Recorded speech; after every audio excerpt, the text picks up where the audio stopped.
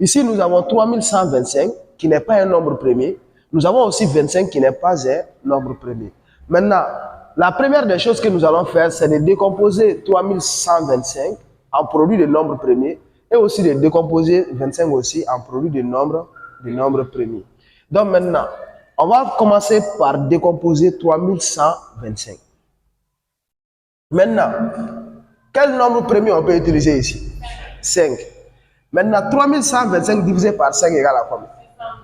625. Divisé par 5, 125. Divisé par 5, 25. Divisé par 5, 5. Divisé par 5, 1. Maintenant, quand on compte maintenant, 1, 2, 3, 4, 5.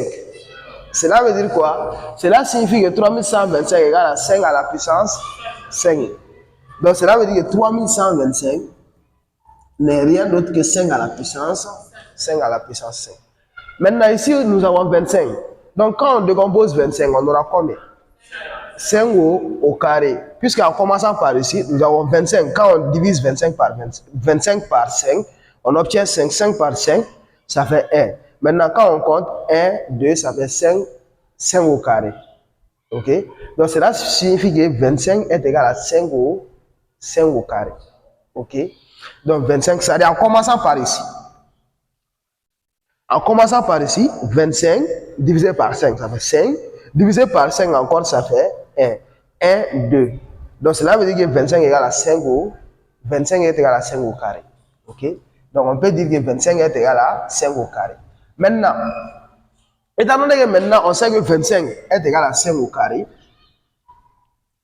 nous savons que 25 est égal à 5 au carré, nous savons aussi que 3125 est égal à 5 à la puissance 5. Maintenant, qu'est-ce que nous allons faire? Nous allons les remplacer par ça ici. Nous allons remplacer 3125 par 5 à la puissance 5 et nous allons remplacer aussi 25 par 5 au carré. La première des choses que nous allons faire ici, c'est de casser ces petites parenthèses-là. Ok? Donc maintenant, ici nous avons 5 à la puissance x au carré multiplié par 1 sur maintenant. Ici nous avons quelle propriété on peut utiliser ici? 5 fois x. La propriété qu'on va utiliser ici, ce n'est rien d'autre que quand tu as a à la puissance n facteur de m, ce n'est rien d'autre que a à la puissance n fois m. Donc maintenant, c'est cette propriété-là que nous allons utiliser à ce niveau. Maintenant, 5 fois x, ça fait 5x. Donc nous avons 5 à la puissance 5x. Maintenant, égal à quoi? Donc ça aussi, c'est la même chose. Ok? C'est cette propriété-là aussi qu'on va utiliser à ce niveau. 2 fois 2 fois 2. 2 fois 2, ce n'est rien d'autre que 4. Donc ici, nous avons 5 à la puissance 4. Ok? Maintenant, ce n'est pas terminé. Arrivé à ce niveau, on doit utiliser quelle propriété? On doit utiliser quelle propriété encore ici? On peut utiliser quelle... Ici, c'est quoi? C'est d'avoir 5 au niveau des bases partout. Ok? Maintenant, ici, on doit utiliser quelle propriété? Nous avons une propriété qui dit quoi? Qui dit que lorsque tu as 1 sur a à la puissance n, c'est égal à quoi? Quand tu as 1 sur a à la puissance n, c'est égal à quoi? A à la puissance moins n. A à la puissance moins n. C'est-à-dire, c'est le signe qui va changer. Donc, c'est cette propriété-là qu'on va utiliser à ce niveau. Quand tu as 1 sur a à la puissance n, ce n'est rien d'autre que a à la puissance moins n. Donc, c'est cette propriété-là qu'on va utiliser ici. Maintenant, ça veut dire quoi? Quand tu as 1 sur 5 à la puissance 5x, ça sera égal à quoi? Voilà, 5 à la puissance moins 5x. Donc, ici, nous avons 5 à la puissance x au carré multiplié par 5 à la puissance moins 5x égale à quoi? Ici, ça sera quoi? 5 à la puissance moins 4. C'est bon? La propriété qu'on va utiliser ici, ce n'est rien d'autre que ça. Quand tu as a à la puissance n fois a à la puissance m, c'est égal à quoi? C'est égal à a à la puissance n plus m. Donc, c'est cette propriété-là qu'on va utiliser à ce niveau. A à la puissance n fois a à la puissance m est égal à quoi? Est égal à a à la puissance n plus m. Donc, c'est cette propriété-là qu'on va utiliser ici. Ok? Maintenant, tu as 5 à la puissance x au carré multiplié par 5 à la puissance moins x. Donc, c'est comme si tu as 5 à la puissance x au carré plus, vu qu'il y a moins, donc cela veut dire que ça sera moins. Ok? Quand un signe positif et un signe négatif se croisent au niveau de l'addition, maintenant ça va rester, le signe sera négatif. On va dire quoi? On va dire que 5 à la puissance x au carré moins 5x est égal à 5 à la puissance moins 4. Maintenant, arrivé à...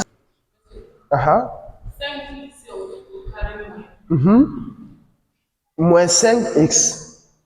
Parce que, pourquoi? Parce que nous avons utilisé ça. Nous avons a à la puissance n multiplié par a à la puissance n est égal à la puissance n plus n. Maintenant, supposons que dans notre cas, si on fait ça, si nous avons 5 à la puissance x au carré, ok, plus facteur de moins 5x, ça sera quoi? Ça sera 5 à la puissance x au carré plus moins. Plus, quand plus va entrer, ça sera quoi? Ça sera moins. Plus fois moins égale à moins. Donc, la raison pour laquelle ici nous avons 5 à la puissance x au carré moins 5x. C'est bon? On peut aller? Ok? On ne soustrait pas les dénominateurs. Ici, il n'y a pas de dénominateur. Ici, il n'y a pas de dénominateur. On peut appeler ça la base. Ça, c'est la base et ça, c'est la puissance. Base, puissance. Pas de dénominateur. Dénominateur, c'est au niveau des fractions. Ok? Quand tu as a à la puissance n égale a à la puissance m, cela veut dire que les bases peuvent partir. Tu peux laisser tomber les bases et dire que n égale à m. Donc, c'est ça qu'on va utiliser. C'est-à-dire, quand tu as... Ici, nous avons 5 ici. Et ici aussi, nous avons 5.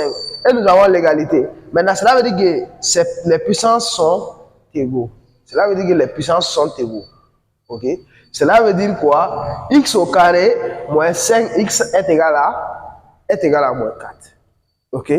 Donc, c'est ça qu'on va utiliser ici. Donc, ici, on va dire quoi? Nous allons dire que x au carré, ok? X au carré moins 5x est égal à moins 4. On laisse tomber les bases. Ok? On va travailler maintenant avec les puissances. Parce que l'objectif, c'est quoi? L'objectif, c'est quoi? On dit de résoudre l'équation. Quand on vous dit de résoudre là, l'objectif, c'est quoi? C'est de chercher la valeur de x. C'est de trouver x. Ok? Maintenant, nous avons obtenu x au carré moins 5x est égal à moins 4. Maintenant, pour résoudre cette équation-là, qu'est-ce que nous allons faire? Nous allons passer par quoi? Nous allons calculer le discriminant delta. On doit calculer le discriminant delta. C'est-à-dire, nous avons une équation de la forme a. Quand tu as une équation de la forme ax carré plus bx plus c est égal à 0, maintenant, toi, ton rôle, ça doit être quoi? Ça doit être de calculer le discriminant delta. Maintenant, delta égale à quoi? Delta égale à b carré moins 4a AC. Maintenant, quand tu obtiens delta, c'est-à-dire soit tu auras delta est supérieur à 0, soit tu vas obtenir que delta est inférieur à 0, soit tu vas obtenir plutôt racine de delta, voilà, delta supérieur à 0, delta inférieur à 0, ou encore delta égal à 0. Maintenant, ici, nous allons calculer d'abord le discriminant delta. Maintenant, notre a ici, la valeur de a, ce n'est rien d'autre que 1, parce qu'il n'y a rien devant x. Donc, cela veut dire que la valeur qui se trouve ici, le coefficient ici, c'est 1. Donc, on va prendre 1 comme coefficient. B. Ici, nous avons B égale à combien? Moins 5. Moins 5. Le coefficient, c'est moins 5. Ok. Maintenant, C égale à quoi? C égale à plus 4. Pourquoi plus 4? Voilà, puisqu'on avait sauté sur ça, ça dit nous avons quoi? Nous avons x au carré moins 5x égale à moins 4. Maintenant, cette valeur-là, on va l'amener comme ça. Maintenant, on aura quoi? On aura x au carré moins 5x plus 4 égale à 0. Ok? Maintenant, c'est ça qui fait que C, ça sera plus 4. Donc, maintenant, nous avons C égale à plus 4. Ok? Maintenant, on calcule delta en appliquant la formule. On sait que delta égale b carré moins 4a AC. Delta égale B carré moins 4AC. Maintenant, on connaît B, on connaît la valeur de B, on connaît aussi la valeur de C, et aussi on connaît la valeur de A. Ok?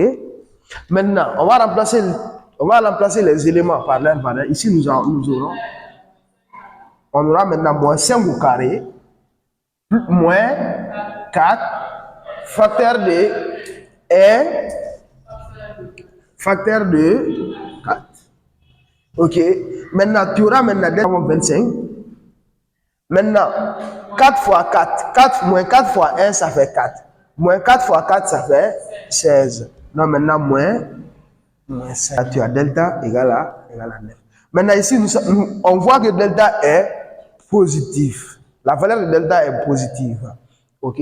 Maintenant, cela veut dire quoi? Delta est supérieur à 0. C'est-à-dire, si un nombre est positif seulement, cela veut dire que ce nombre-là est supérieur à 0. Donc, delta positif, delta supérieur à 0, cela veut dire quoi? Cela signifie que l'équation admet une double solution.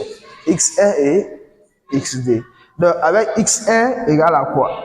Voilà. Maintenant, on va calculer d'abord la racine de delta. La racine de delta égale à racine de 9. Racine de 9 égale à 3. Ok? Delta supérieur à 0, l'équation admet une double solution. Maintenant, ici, on doit calculer quoi? x1 et x2. Maintenant, x1 égale quoi? x1, ce n'est rien d'autre que moins b, moins racine de delta sur d, dA. Et x2, c'est moins b plus racine de delta sur d, sur dA. Ok? Maintenant, on va calculer maintenant x1. Donc maintenant, x1 égale moins b. La valeur de b, c'est déjà moins 5. Donc maintenant, on va écrire le moins de la formule d'abord. On met aussi moins, puis après, on va mettre moins 5. Ok? Maintenant, moins 5, puis après, maintenant, moins racine de delta. Racine de delta, ce n'est rien d'autre que 3. Puis ensuite, tu écris moins 3. Divisé par 2, divisé par 2a. La valeur de a, c'est égal à 1. Donc, tu prends.